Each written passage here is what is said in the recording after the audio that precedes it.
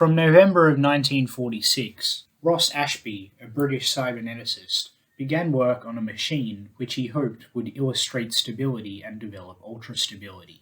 Accordingly, this machine came to be known as the Homeostat, in the sense of biological homeostasis, which is generally a state of balance and stability within systems of an organism. The homeostat is an electrochemical device which essentially converts electrical inputs into outputs. There's a component of the homeostat called a uniselector, which you can see on this diagram. This component has a randomized selection of possible resistances to an input current, and resistances are determined by the homeostat itself.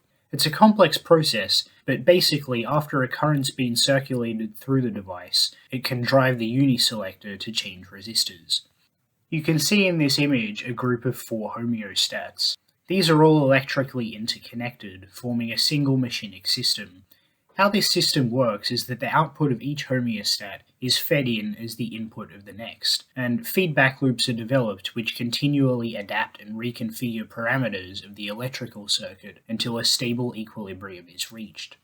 This is partially intended to simulate the process of homeostasis, which occurs in biological organisms, hence Ashby's concept of developing ultrastability.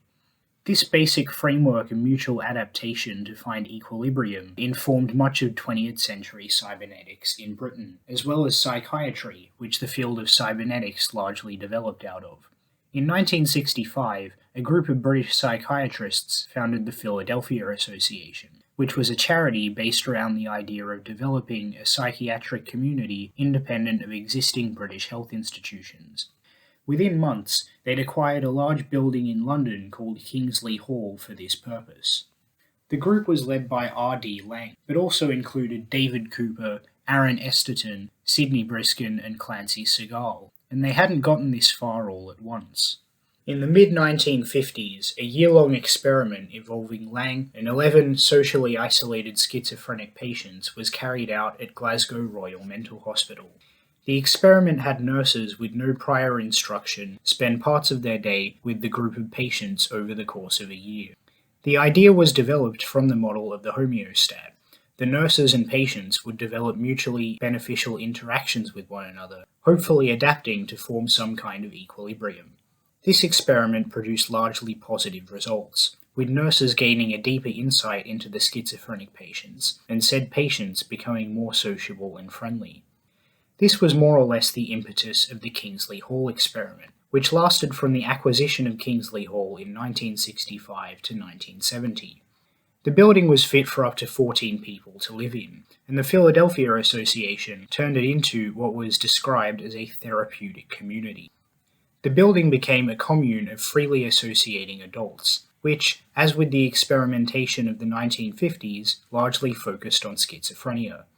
Kingsley Hall was essentially a support community for the mentally ill, which, although frequently housing visitors such as artists, writers, and dancers, was primarily for psychiatrists and schizophrenic patients. The idea behind this experiment, as with earlier experiments, was related to the homeostat. Therapists and patients would configure and reconfigure relations with each other until some kind of stable equilibrium was reached.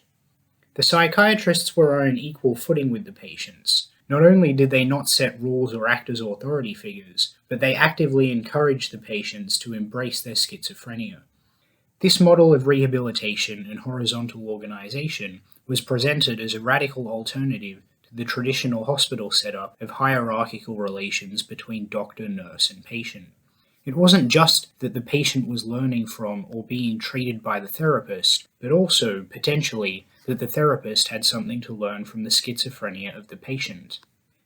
These new theories, this anti-psychiatry, came out of the radical milieu of the West's 1960s counterculture.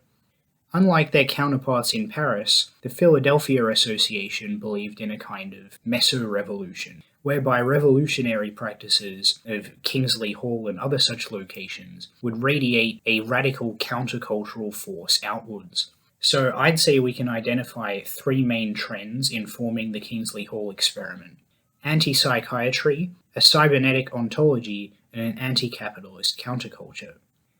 There's limited information about the goings-on of Kingsley Hall during this experiment, However, as one might imagine, it's pretty out there.